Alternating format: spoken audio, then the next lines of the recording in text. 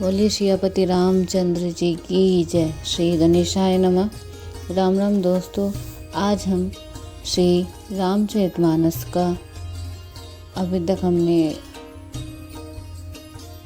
श्री रामचरितमानस का बालकांड पढ़ा है, जिसमें कि 12 विश्राम है।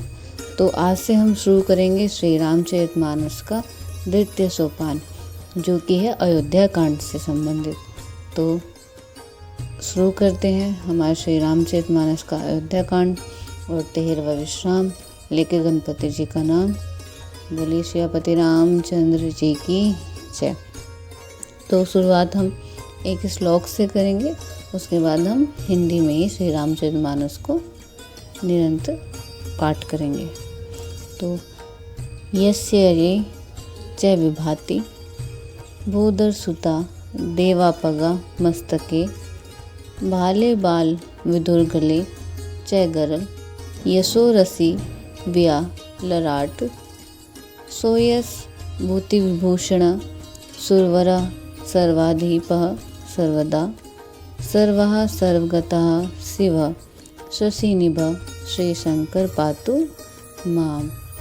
अर्थात जिनकी गोद में हिमाचल सुता पार्वती जी, मस्तक पर गंगा जी, ललाट पर दित्य चंद्रमा, कंठ में हलाहल विष और वक्ष स्थल पर सर्पराज से सुशोभित हैं, वे भस्म से विभूषित देवताओं में श्रेष्ठ सर्वेश्वर संहार करता या भक्तों के पाप नाशक सर्वव्यापक कल्याण रूप चंद्रमा के समान शुभ वर्ण श्री शंकर जी सदा मेरी रक्षा करें। प्रसन्नता या न गताभिषकस्ता न ममले वन वासुदा कतः मुखाम्बुजी श्री रघुनंदस्य में सदास्तु सा मंजुलमल प्रधा। अर्थात रघुकुल को आनंद देने वाले श्री रामचंद्र जी के मुखारविंद के जो शोभा राज्याभिषेक की बात सुनकर न तो प्रसन्नता प्राप्त हुई और न ही वन वास के दुख से मलिन ही हुई, वह मुख कमल की छवि मेरे लिए सदा सुंदर मंगल को देने वाली हो। नीलाम्बुज श्याम कोमलाय सीता समोरप पिता वाम भागम पाणो महा साय कचारु छाप नमामि राम रघुवंशनाथम। अर्थात नील कमल के समान श्याम और कोमल जिनके अंग हैं, श्री सीता जी जिनके वाम भाग में विराजमान है और जिनके हाथों में अमोघ बाण और सुंदर धनुष है, उन रघुवंश के स्वामी श्री रामचंद्र जी को मैं नमस्कार करती हूँ। और श्री गुरु चरण सरोज रज निजमन मुकुर सुधारी बरनव रघुबर बिमल जसु जो दायुक फलचारी। अर्थात श्री गुरु जी के चरण कमलों की रज से अपने मन रूपी दर्पण को साफ करके मैं श्री रघुनाथ जी को उस निर्मल यश का वर्णन करता हूँ, जो चारों फल को धर्म अर्थ काम मोक्ष को देने वाला है। तो यहीं पे एक छोटा सा विश्राम लेते हुए अभी हमने एक दोहा पढ़ा, श्री गुरु चरण सरोज रज निर्मल को सुधारी बरनव रघुबर बिमल जसु जो दायक फलचारी। ये जो चौपाई है, ये जो दोहा है, ये श्री रामचरितमानस का प्रथम दोहा है, जो कि आज हमें पता चला है कि श्री रामचरितमानस से ही यह दोहा लिया गया है। तो आगे करते हैं। जब मैं रामो भ्याई घर आए नित नौ मंगल मोद बदाए भुवन चारिदस भूधर भारी सुकृत मेघ बरसई सुख बारी। अर्थात जब से श्री रामचंद्र जी का विवाह करके घर आए, तब से अयोध्या में नित्य नए मंगल हो रहे हैं और आनंद के बाद वे बज रहे हैं। 14 लोक रूपी बड़े भारी पर्वतों पर पुण्य रूपी मेघ सुख रूपी जल बरसा रहे हैं। रिद्धि सिद्धि संपत्ति नदी सुहाई उमगी अवध अबुद्धि कहु आई मणिगण पुरनर नारी सुजाति सुचि अमोल सुंदर सब भांति। अर्थात रिद्धि सिद्धि और संपत्ति रूपी सुहावनी नदियाँ उमड़ कर अयोध्या रूपी समुद्र में मिली। नगर के स्त्री पुरुष अच्छी जाति के मणियों के समूह हैं जो सब प्रकार से पवित्र, अमूल्य और सुंदर हैं। कहीं न जाए कछु नगर विभूति, जनु एते ही विरचि करतूति, सब विधि सब पुरलोक सुखारी, रामचंद्र मुख चंदु निहारी। अर्थात नगर का ऐश्वर्य कुछ कहा नहीं जाता, ऐसा जान पड़ता है मानो ब्रह्मा जी की कारीगरी बस इतनी ही है। सब नगर निवासी श्री रामचंद्र जी के मुख चंद्रमा को देखकर सब प्रकार से सुखी हैं। मुदित मातु सब सखी सहेली, फलित बिलो की मनोरथ वेली, राम रूप गनु सुनि सीलु सुभागो, प्रमुदित होए देखी सुनि राऊ। अर्थात सब माताएं और सखी सहेलियां अपनी मनोरथ रूपी बेल को फली देते हुए आनंदित हैं। श्री रामचंद्र जी के रूप, गुण, शील और स्वभाव को देख देख कर राजा दशरथ जी बहुत ही आनंदित होते हैं। और एक और दोहे के साथ, सबके और अभिलाषु वस कहीं मनाई महेशु, आप अचर जबु जुबराज पद रामय देव नरेशु। अर्थात सबके हृदय में ऐसी अभिलाषा है और सब महादेव जी को मानकर प्रार्थना करके कहते हैं कि राजा अपने जीते जी श्री रामचंद्र जी को युवराज पद दे दें। एक समय रघुकुल के राजा दशरथ जी अपने सारे समाज सहित राजसभा में विराजमान थे। भगवान समस्त पुण्य की मूर्ति हैं महाराज। उन्हें श्री रामचंद्र जी का सुंदर यश सुनकर अत्यंत आनंद हो रहा है। जब राजा उनकी कृपा चाहते हैं और लोकपालनगण उनके रुख को रखते हुए अनुकूल होकर प्रीति करते हैं, पृथ्वी, आकाश, पाताल तीनों भुवनों में और भूत, भविष्य, वर्तमान तीनों कालों में दशरथ जी के समान बड़भागी कोई नहीं है। मंगलों के मूल श्री रामचंद्र जी जिनके पुत्र हैं, उनके लिए जो कुछ कहा जाए सब थोड़ा है। राजा ने स्वाभाविक ही हाथ में दर्पण ले लिया और उसमें अपना मुख देखकर मुकुट को सीधा किया। देखा कि कानों के बाल सफ़ेद हो गए हैं, मानो बुढ़ापा ऐसा उपदेश कर रहा है कि हे राजन, श्री रामचंद्र जी को युवराज पद देकर अपने जीवन और जन्म का लाभ क्यों नहीं लेते। हृदय में ये विचार लाकर युवराज पद देने का निश्चय कर राजा दशरथ जी ने शुभ दिन और सुंदर समय पाकर प्रेम से पुलकित शरीर हो आनंद मग्न मन से उसे गुरु वशिष्ठ जी को जा सुनाया। राजा ने कहा कि हे मुनिराज, कृपया यह निवेदन सुनिए। श्री रामचंद्र अब सब प्रकार से सब योग्य हो गए हैं। सेवक, मंत्री, सब नगरवासी जो हमारे शत्रु मित्र या उदासीन हैं, सभी को श्री रामचंद्र जी वैसे ही प्रिय हैं जैसे वे मुझको हैं। उनके रूप में आपका आशीर्वाद ही मानो शरीर धारण करके शोभित हो रहा है। हे स्वामी, सारे ब्राह्मण परिवार सहित आपके ही समान उन पर स्नेह करते हैं। जो लोग गुरु के चरणों की रज को मस्तक पर धारण करते हैं, वे मानो समस्त ऐश्वर्य अपने वश में कर लेते हैं। उनका अनुभव मेरे समान दूसरे किसी ने नहीं किया। आपकी पवित्र चरण रज की पूजा करके मैंने सब कुछ पा लिया। अब मेरे मन में एक ही अभिलाषा है कि हे नाथ, वह भी आप ही के अनुग्रह से पूरी होगी। राजा का सहज प्रेम देखकर मुनि ने प्रसन्न होकर कहा, नरेश, आज्ञा दीजिए, कहिए क्या अभिलाषा है। हे राजन, आपका नाम और यश संपूर्ण मनचाही वस्तुओं को देने वाला है। हे राजाओं के मुकुटमणि, आपने मन की अभिलाषा फल का अनुगमन करती है, अर्थात आपकी इच्छा करने से पहले फल उत्पन्न हो जाता है। अपने जी में गुरुओं के सब प्रकार से प्रसन्न जानकर हर्षित होकर राजा कोमल वाणी से बोले कि हे नाथ, श्री रामचंद्र जी को युवराज कीजिए। कृपा करके कहिए, आज्ञा दीजिए तो ये तैयारी की जाए। मेरे जीते जी ये आनंद उत्सव हो जाए, जिससे सब लोग अपने नेत्रों का लाभ प्राप्त करें। प्रभु, आपके प्रसाद से शिव जी सब कुछ निभा दिया, सब इच्छाएं पूरी कर दी, केवल यही एक लालसा मन में रह गई है।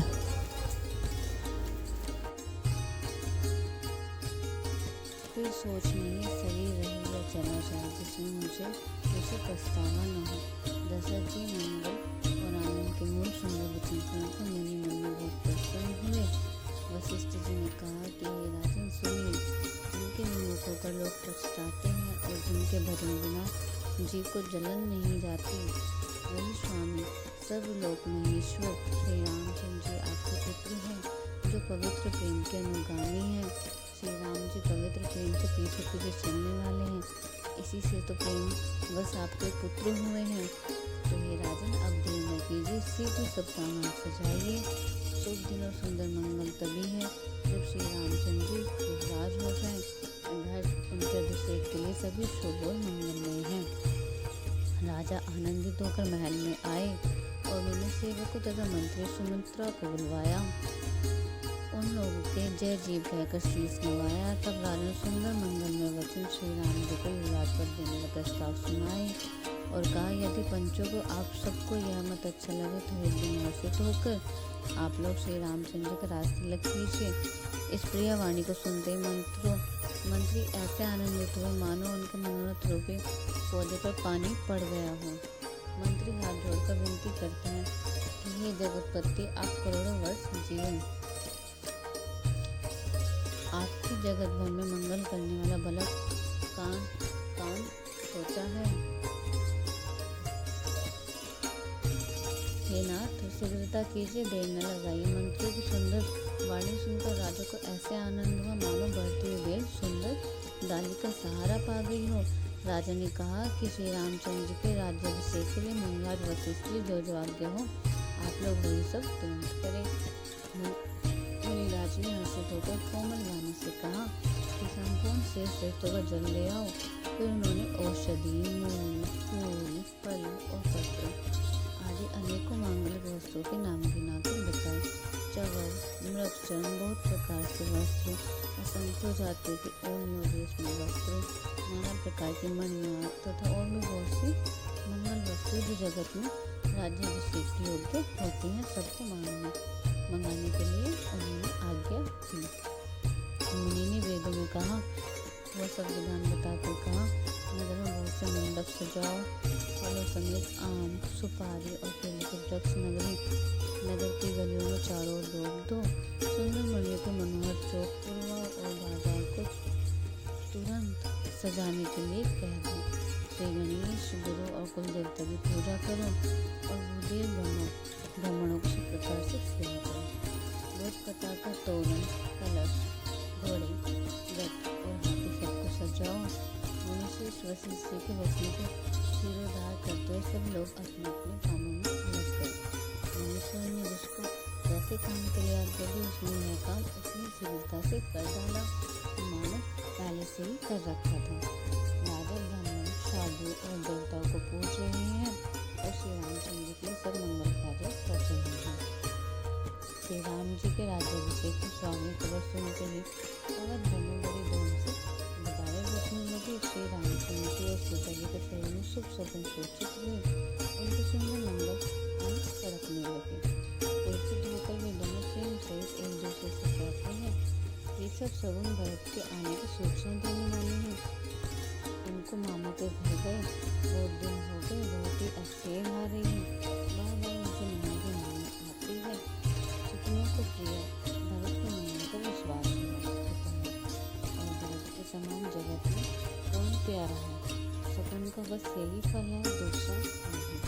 श्री रामचंद्र जी को अपने भाई भरत का दिन रात काफी सोच रहता है, जैसे कच्चे के हृदय में अंधों में रहता है। इसी समय यह परम मंगल समाचार सुनकर सारा वनवास प्रसिद्ध हो गया। जैसे चंद्रमा को बढ़ता देखकर समुद्र में लहरों का आनंद सुशोभित होता है। सबसे पहले वनवास जाकर उन्होंने वचन सुनाए। उन्होंने दूसरा आभूषण वस्त्र पाया। रानियों के सभी प्रेम से पुलकित हो उठा और मन प्रेम में मग्न हो गए। वे सब महल कक्ष कलश सजाने लगी। सुमित्रा जी ने रत्नों को बहुत प्रकार से अत्यंत सुंदर और मनोहर चौक पूरे आनंद में मग्न हुए श्री रामचंद्र जी की माता कौशल्या से ब्राह्मणों को बुलाकर बहुत दान दिए। उन्होंने ग्राम देवी, देवता और नागों की पूजा की और फिर बलि भेंट देने को कहा। सारे सिद्धों को पूजा करने की अनुमति मांगी और प्रार्थना की, जिस प्रकार से श्री रामचंद्र जी का कल्याण में दया करके वही वरदान दीजिए। किसी मीठी वाणी वाली चंद्रमा के समान मुख वाली और हिरण के बच्चे से नेत्र वाली स्त्री मंगल गान करने लगी। राम राज अभिषेक सुनि ये हसे नारी, लगे सुमंगल कुंदन सब विधि अनुकूल विचार, सियापति राम जय जय राम। अर्थात श्री रामचंद्र का राज्याभिषेक सुनकर सभी स्त्री पुरुष हृदय में हर्षित हो गए और विधाता को अपने अनुकूल समझकर सब सुंदर मंगल साथ सजाने लगी। तब राजा ने वशिष्ठ जी को बुलाया और शिक्षा देने के लिए श्री रामचंद्र का महल में भेजा।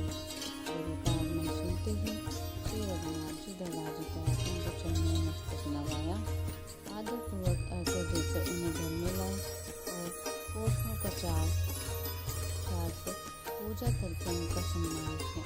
फिर सीता सहित उनके चरणों स्पर्श किया और कमल के समान दोनों हाथ जोड़कर श्री राम जी बोले, सेवत सदन सुहामिन आगमन मंगल अमंगल बनु, तदपि उचित जनु बोले सपूति, कटई काज नाथ असिरीति।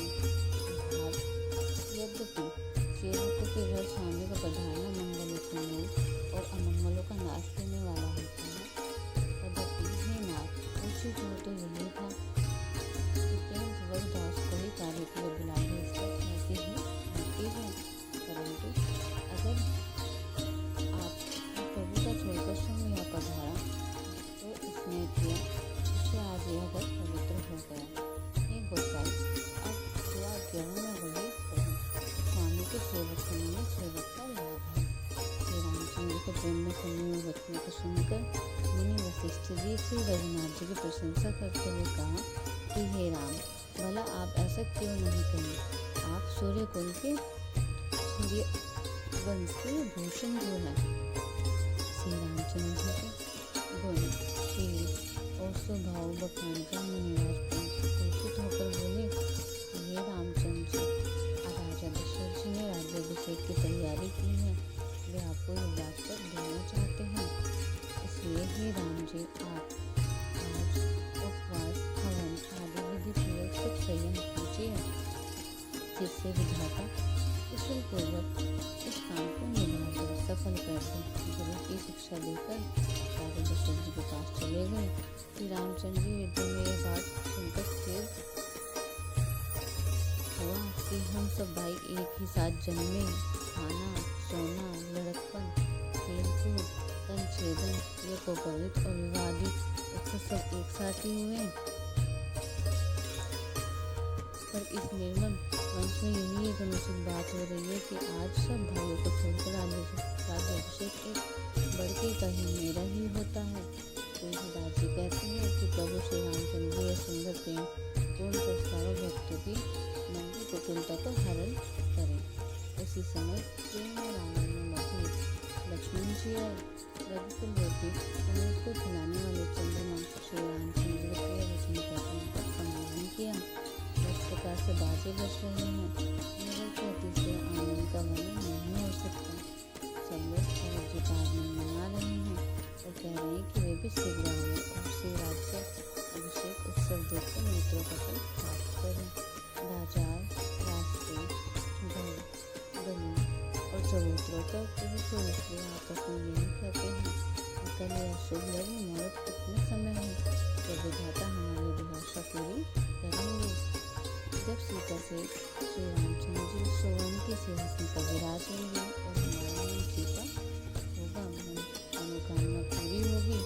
इधर तो यह सब कह रहे हैं कि कल कबू का उधर तो चक्री देवता विधि मना रहे हैं।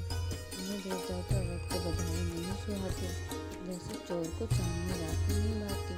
सरस्वती जी बुलाकर देवता विनय कर रहे हैं और बाबा उनके पैरों को पकड़कर उन पर गिरते हैं। वे कहते हैं कि माता हमारी बड़ी विपत्ति को देख राज है, वही कीजिए जिससे श्री रामचंद्र का राज्य त्याग कर उनसे चले जाए और देवताओं का सब कार्य सिद्ध हो जाए। देवताओं की विनती सुनकर सरस्वती खड़ी खड़ी पछता रही है कि हाय मैं कमल वन के लिए हेमंत ऋतु की रात हुई। उन्हें इस तरह पछताते देव देवता फिर बिना करके कहने लगे कि माता इसमें आपको जरा भी दोष न लगेगा। श्री रघुनाथ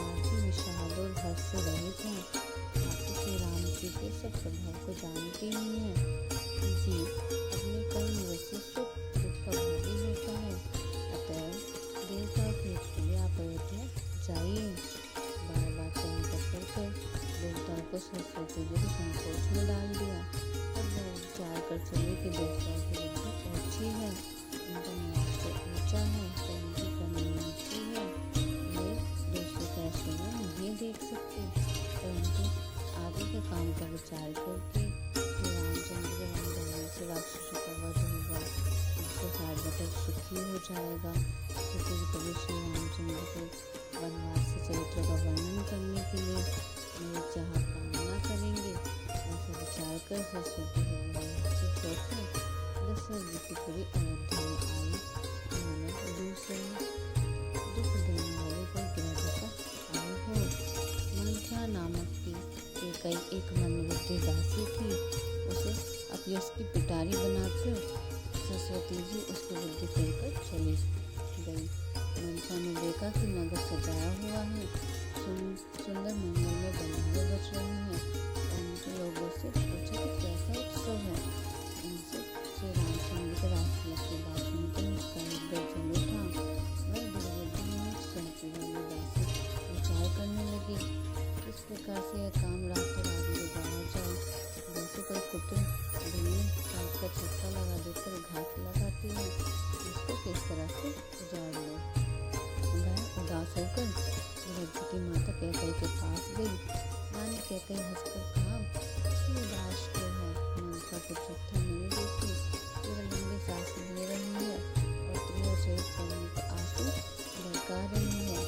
रानी हंसकर कहने लगी, तेरे बड़े बाल है, तू बहुत बढ़ कर बोलने वाली है। मेरा मन कहता है कि लक्ष्मण को तूने कुछ सीख दिया, दंड दिया, तभी वह महापापी वैसे कुछ भी नहीं बोलती। ऐसे लंबे सांस छोड़ रही है मानो काली नागे हो। तब रानी ने डरकर कहा, अरे कहती क्यों नहीं? श्री रामचंद्र, राजा लक्ष्मण, भरत और शत्रुघ्न कुशलता से तो है। यह सुनकर कुबरी मंथरा हृदय में बहुत पीड़ा हुई। वह कहने लगी, हे माई, हमें क्यों कोई सीख देगा, और मैं किसका बल पाकर गाल करूँगी, गड़बड़ कर बोलूँगी। श्री रामचंद्र को छोड़कर आज और किसका कुशल है जिसे राजा युवराज पति रहे हैं। आज कौशल्या का विधाता बहुत ही अनुकूल हो रहे हैं। यह देखकर उनके हृदय में गर्व समाता नहीं। तुम स्वयं जाकर सब शोभा क्यों नहीं देख लेते, जिसे देखकर मेरे मन में शोभ हुआ है। हमारा पुत्र परदेश में है, तुम्हें कुछ सोच नहीं। जानती हो कि स्वामी हमारे बस में है। तुम्हें तो तोषक पलंग पर बैठे बैठे नींद लेना बहुत प्यारा लगता है। राजा की कपट भरी चतुराई तुम नहीं देखती। मंथरा के ये वचन सुनकर किंतु उसके मन की मैली जानकर रानी झुककर डांट कर बोली, बस अब चुप रह। वह थोड़ी कही थी, जो फिर कभी ऐसा होगा कहा तो तेरी जेब पकड़कर निकलवा लूंगी। कानों, लंगड़ों और टुकड़ों के कुटिल और कुचाली जानना चाहिए, उनमें भी स्त्री और खासकर दासी। इतना कहकर भरत जी की माता कहकर मुस्कुरा दी और फिर बोली, हे प्रिय वचन कहने वाली मंथरा, मैंने तुझको ये सीख दी है, शिक्षा के लिए इतनी बात कही है। मुझे तुझ पर स्वप्न भी क्रोध नहीं है। सुंदर मंगलदायक शुभ दिन वही होगा जिस दिन तेरा कहना सत्य होगा, अर्थात श्री राम का राज्य तिलक होगा। बड़ा भाई स्वामी, छोटा भाई सेवक होता है। यह सूर्यवंश की सुहावनी रीति है। यदि सचमुच कर श्री राम का तिलक होता है, जैसे कि तेरे मन को अच्छी लगे वही वस्तु मैं दूंगी। राम के सहज स्वभाव से सब माताएं कौशल्या का समान ही प्यारी हैं। मुझ पर तो विशेष प्रेम करते हैं। मैंने उसकी पेट की परीक्षा करके देख ली है। जो विधाता कृपा करके जन्म दे तो यह भी दे कि श्री रामचंद्र पुत्र और सीता बहू हो। श्री राम मुझे प्राणों से भी अधिक प्यारा है। उसके तिलक से तुझे शौक कैसा? तुझे भरत की सौगंध है। छल कपट छोड़कर सच सच कह। भरत के समय विषाद कर रही है, मेरे उसका कारण सुनो। मंथरा ने कहा, सारी आशाएं तो एक ही बार कहने में पूरी हो गई, अब तो दूसरी जीभ लगाकर कुछ कहूँगी। मेरा अभागा कपाल तो फोड़ने योग्य है। जो अच्छी बात कहने पर भी आपको दुख होता है, जो झूठी सच्ची बातें बनाकर कहते हैं, हे माई वे ही तुझे प्रिय हैं और मैं कड़वी लगती हूँ। अब को सुहाती मुख देखी कहाँ कहूँगी, मैं तो दिन रात चुप रहूँगी। विधाता ने कुरूप बनाकर मुझे परवश कर दिया, दूसरों का क्या दोष, जो बोया सो काटती हूँ, दिया सो पाती हूँ। कोई भी राजा हो, हमारी क्या हानि है। दासी छोड़कर क्या मैं रानी होंगी, अड्डा रानी तो होने से रही। हमारा स्वभाव तो जलाने ही योग्य है, क्योंकि तुम्हारा अहित मुझसे नहीं देखा जाता, इसलिए कुछ बात चलाई थी। तुम तुम्हें देवी हमारी बड़ी भूल हुई, क्षमा करो। आधार रहित बुद्धि की स्त्री और देवताओं को माया के वश में होने के कारण रहस्ययुक्त कपट भरे प्रिय वचन को सुनकर रानी कैकेयी बैरी मंत्र को अपना सुहृद अतोह हित करने वाली जानकर उसका विश्वास कर लिया। बार बार रानी उससे आदरता के साथ पूछ रही है, मानो बिल्ली के गाने से हिरनी मोहित हो गई है।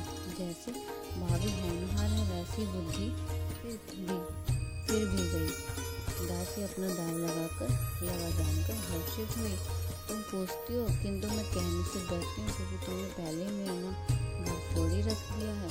बहुत तरह से घर ढोल कर खूब विश्वास जमाकर तब वह अयोध्या की साथी सनी के 7.5 वर्ष के दशरथ की मंत्रा बोली, हे रानी, तुमने जो कहा तुम मुझे सीताराम प्रिय है और राम को तुम प्रिय हो, तो यह बात सच्ची है, परंतु यह बात पहले थी। वे दिन अब बीत गए, समय फिर जाने पर मित्र भी शत्रु हो जाता है। सूर्य कमल के कुल का पालन करने वाला है, पर बिना जल के वही सूर्य उसको कमल को जलाकर भस्म कर देता है। सोच कौशल्य तुम्हें जरूर खाना चाहती है, अतः उपाय रूपी श्रेष्ठ घेरा बनाकर लगाकर उसे ऋण दो, शौक से कर दो। तुमको अपने सुहाग के बल पर बहुत ही सोच नहीं है।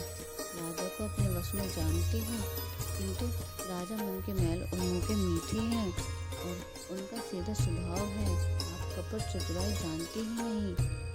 राम की माता कौशल्या बड़ी चतुर और गंभीर है, उनकी ठाक कोई नहीं पाता। उसने मौका पाकर अपनी बात बना ली। राजा ने तो भरत को ननिहाल भेज दिया, उससे आप बस राम की माता की सलाह समझिए। कौशल्या कहती है कि अफसोस तो मेरी अच्छी तरह सेवा करती है, एक भरत की माँ पति के बल पर गर्वित रहती है, इसी से ही ये माई कौशल्या तुम बहुत ही साल खटक रही है, क्योंकि यह कपट करने में चतुर है, अतः उनके हित में भाव जानने में नहीं आता। राजा का तुम पर विशेष प्रेम है। कौशल्या सोच के स्वभाव से उसे देख नहीं सकती, इसलिए उसने जाल रचकर राजा को अपने वश में करके भरत की अनुपस्थिति में राम के राजतिलक के लिए लग्न निश्चय करा दिया। राम को तिलक हो, यह रघुकुल को उचित है और यह बात सभी को सुहाती है, पर मुझे तो बहुत ही अच्छी लगती है। परंतु मुझे तो आगे की बात विचार कर डर लगता है कि दाव उलटकर इसका फल उसी कौशल्या को दे। इस तरह करोड़ कुटिलपंथी बातें घर गोल कर मंत्रा ने कैकेयी को उल्टा सीधा समझा दिया और सैकड़ों श्लोकों की कहानी इस प्रकार बनाकर कहीं जिस प्रकार विरोध बढ़े। होनहार बस कैकेयी मन में विश्वास हो गया। रानी फिर सौगंध दिलाकर पूछने लगी, मंत्रा बोली, क्या पूछती हो? अरे तुमने अभी नहीं समझा? अपने बड़े बुरों को तो कसूबी पहचान लेते हैं। तुम पखवाड़ा बीत गया, सामान सजते और तुमने खबर पाई है आज मुझसे। मैं तुम्हारे राज में खाती पहनती हूँ, इसलिए सच कहने में मुझे दोष नहीं है। यदि मैं कुछ बनाकर झूठ कहती होंगी तो विधाता मुझे दंड देगा। यदि कल राम को राजतिलक हो गया तो समझ रखना कि तुम्हारे विधाता ने विपत्ति का बीज बो दिया। मैं यह बात लकीर खींचकर बलपूर्वक कहती हूँ, हे भामिनी, तुम तो दूध की मक्खी हो गई हो। जैसे दूध में पड़ी मक्खी को लोग निकाल कर फेंक देते हैं, वैसे तुम मेरे लोग को घर से निकाल भाग फेंकेंगे। जो पुत्र सहित कौशल्या की चाकरी बुझाओगी तो घर में रह सकोगे, अन्यथा घर में रहकर दोषों का नहीं है। बद्री ने वनिता को दुख दिया था, तुमने कौशल्या देगी। भरत कारागार का सेवन करेंगे, जेल की हवा खाएंगे और लक्ष्मण राम के सहचारी होंगे। कैकेयी मंत्रा की कड़वी वाणी सुनते ही डर कर सूख गई, कुछ बोल नहीं सकी। पसीना हो गया, वह केले की तरह कांपने लगी। तब कुबरी मंत्रा ने अपनी जीभ दांतों तले दबाई। उसे डर हुआ कि कहीं भविष्य का अत्यंत डरावना चित्र सुनकर कैकई के हृदय में गति न रुक जाए, जिससे उल्टा काम सारा ही बिगड़ जाए। और कपट को करोड़ों कहानी कहकर उसने रानी को खूब समझाया कि धीरज रखो। कैकई का भाग्य पलट गया। सकुचाल प्रिया लगने लगी। वह बगुलों की आंखें मानकर उसकी सराहना करने लगी। कैकई ने कहा, मंत्रा सुन, तेरी बात सत्य है।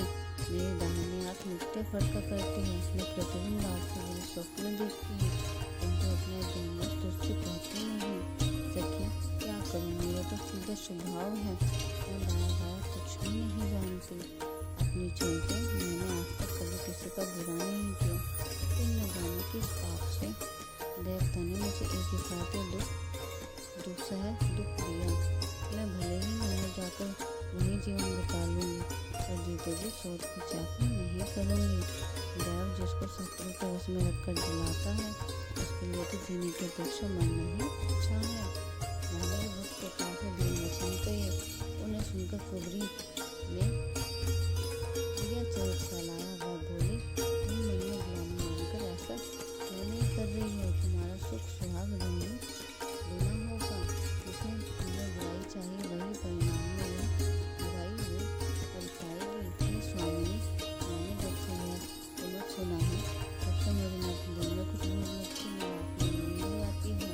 मैंने ज्योतिषी से पूछा तो उन्होंने रेखा खींचकर कहा कि भरत राजा होंगे। यह सत्य बात है। ये भावना तुम करो तो उपाय मैं बताऊँ। राजा तुम्हारी सेवा के वश में है। कैकई ने कहा, मैं तेरे कहने से कोई नहीं गिर सकती हूँ, पुत्र और पति को भी छोड़ सकती हूँ। जब तुम मेरा बड़ा भाई जब देखकर कुछ कहती है तो भला मैं अपने हित के लिए उसे क्यों नहीं करूँगी? बोली कैकई ने सब तरह से कबूल कराकर, अर्थात बलि पुरुष बनाकर, कपट रोक छोड़ने को अपने कठोर हृदय के पत्थर पर टेका। भैया उसकी धार को तेज किया। रानी कैकई अपनी निकट से सिद्ध करने पाने वाले दुख को कैसे नहीं देखती। जैसे बलि का पशु हरी हरी घास चरता है, पर यह जानते कि मैं सिर पर नाच हो ही गया। मंत्रा की बातें सुनने में तो कोमल है, पर परिणाम में कठोर भयानक है। मैंने शहद में घोलकर जहर पिला रही हो। दासी कहती है, ये स्वामी, तुमने मुझसे कथा कही तो उसको याद है कि नहीं? तुमने दो वरदान राजा के पास धरोहर है, आज उन्हें राजा से मांगकर अपनी छाती ठंडी करो। पुत्र को राज्य, राम को वनवास को, और शोध का सामान तुम ही लो। जब राजा रानी की सौगंध खा लो तब वर मांगना, जिससे वचन में कम नहीं पाए। आज की रात बीत गई तो काम बिगड़ जाएगा। मेरी बात को हृदय में प्रिया समझना। आपने मंत्रा बहुत बड़ी घात लगाकर कहा, को भवन में जाओ, सब काम बड़ी सावधानी से बनाना। राजा पर सहसा विश्वास न कर लेना, उनकी बातों में न आ जाना।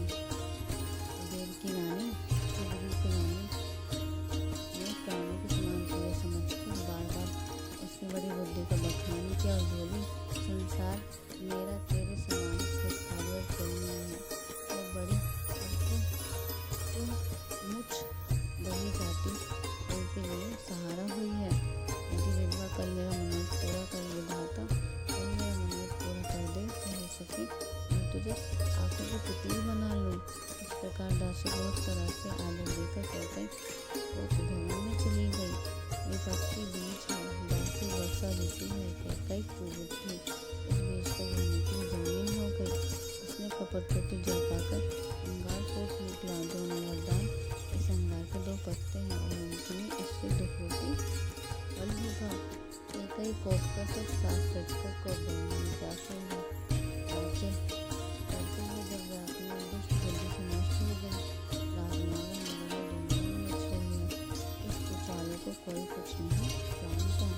बड़े ही आनंदित होकर नगर के सब स्त्री पुरुष काज सच रहे हैं। कोई भीतर जाता है, कोई बाहर आता है। राजद्वार में बड़ी भीड़ हो रही है। श्री रामचंद्र जी के बाल सखा राज तिलक का समाचार सुनकर हृदय में हर्षित होते हैं। ये 10-5 सुनकर श्री रामचंद्र जी के पास जाते हैं। प्रेम पहचान प्रभु श्री रामचंद्र जी का आदर करते हैं और कोमल वाणी से कुशल क्षेम पूछते हैं। अपने प्रिय सखा श्री रामचंद्र जी की आज्ञा पाकर वे आपस में एक दूसरे से श्री रामचंद्र की बड़ाई करते हुए घर लौटते हैं। वे कहते हैं कि संसार में श्री रघुनाथ जी के समान शील और स्नेह को निभाने वाला कौन है। भगवान हमें यही थे कि हम अपने कामवश ढूंढते हुए जिस श्रेणी में जन्मे हुए हैं उस श्रेणी में उनके सेवक हों और सीतापति श्री रामचंद्र जी हमारे स्वामी हों और यह नाता अंत तक निभ जाए। नगर में सबकी ऐसी अभिलाषा है कि उनके पोते के लिए बड़ी जलन हो रही है। उस संगति पाकर कौन नष्ट नहीं होता। नीच के मत को सुनकर चलने में चतुराई नहीं रह जाती। संध्या के समय राजा दशरथ आनंद के साथ कैकेयी के महल में गए।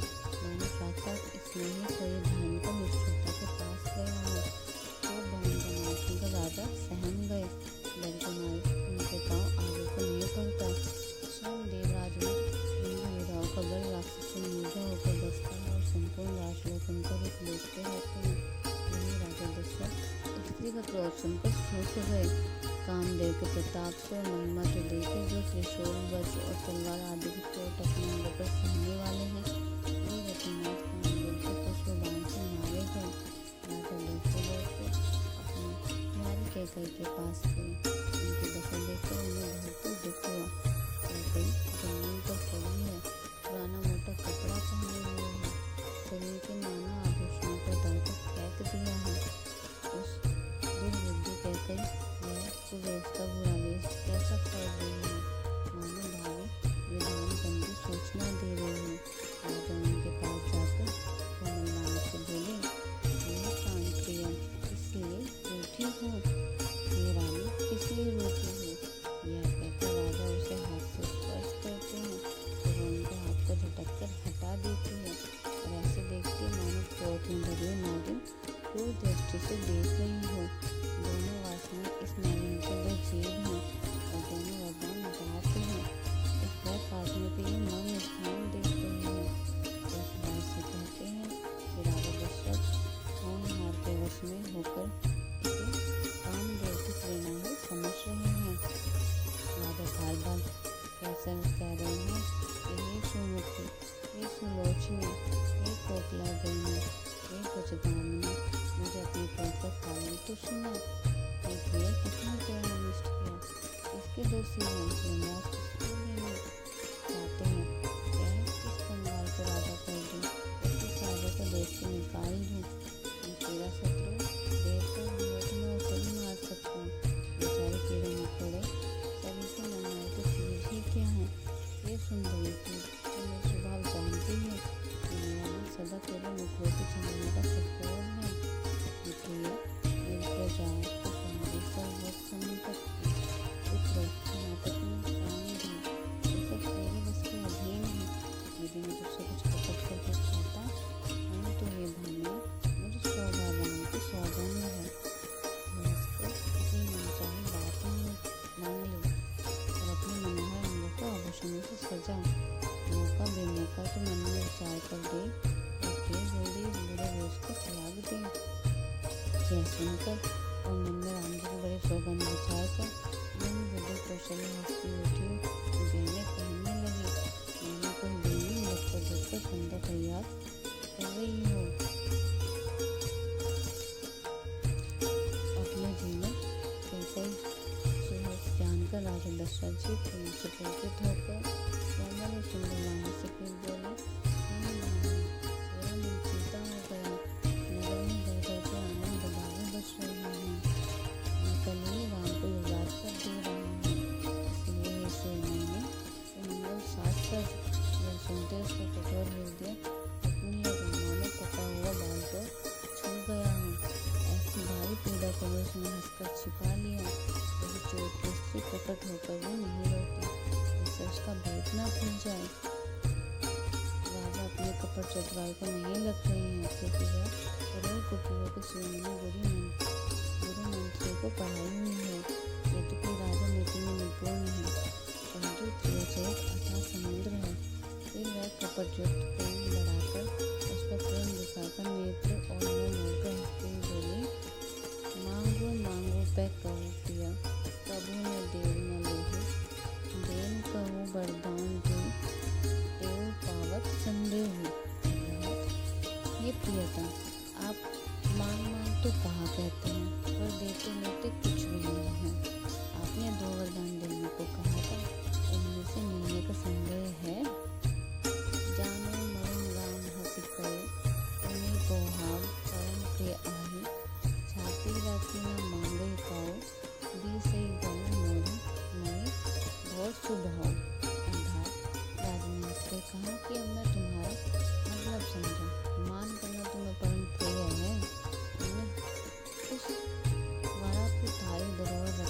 कभी मांगा ही नहीं और मेरा भूलने का स्वभाव मुझसे होने से मेरे लिए पसंद याद ही नहीं रहा।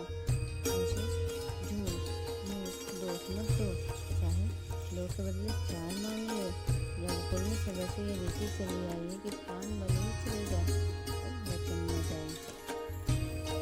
नहीं असत्य संपातक पूजा विधि सम होई कि कौटिक पूजा सत्य मूल सब सूत्र सुहाए वेद पुराण विदित मन जाए।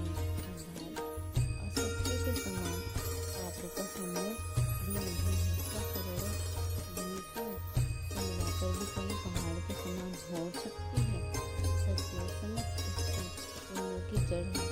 यह बात वेद पुराणों की सिद्ध है और मुनि जी ने भी यही कहा है।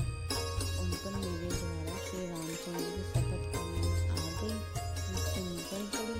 श्री राम जी ने मेरे सूक्ष्म पुण्य और स्नेह की सीमा है। इस प्रकार बात पक्की कराते दुर्बुद्धि कहते हंसकर बोली, मानो अपने बुरे विचार रूपी दुष्ट पक्षीबाज को छोड़ने के लिए उसके तुम्हारी आंखों पर पट्टी खोल दी। भूप मनोहर सुधन बनु सुस्वविहीन समाधि बलने जेमी झाड़त चाहे चलती बच्चियों भय कंदे कांच बाजो। अर्थात राजा का मनोहर सुंदर वन है, सुख सुंदर पक्षियों का समुदाय है, उस पर बिल्ली की तरह कहते हुए अपनी वचन रूपी धन को बात छोड़ना चाहती है। श्रीपति रामचंद्र जी की जय। दोस्तों, आज हमने श्री रामचरितमानस के अयोध्याकांड का 13वां विश्राम मास पालन का समाप्त किया है, जिसमें कि हमने जन्मा लेकर श्री रामचंद्र जी के विवाह के पश्चात के 2 महीने लगभग एक दिन दशरथ जी दर्पण में अपना चेहरा देखते हैं तो उनको देखते हैं कि उनके सर के और बाल के बाल सफेद होने लगे हैं। तब उन्होंने अपना रास्ता श्री रामचंद्र जी को सौंपने का निश्चय किया। उन्होंने गुरु विश्वामित्र वशिष्ठ को बुलाकर पूछा, तब उन्होंने भी हामी भरी और बहुत ही प्रसन्नता के साथ उन्होंने एक शुभ समय देखकर श्री राम जी के पास लग तैयारियां शुरू कर दी हैं। सभी नगर में पूरा उल्लास है। लेकिन इसी बीच देवता बहुत दुखी हैं। देवता सरस्वती देवी के पास जाते हैं और उनसे इन सबको रोकने के लिए और सब राम जी को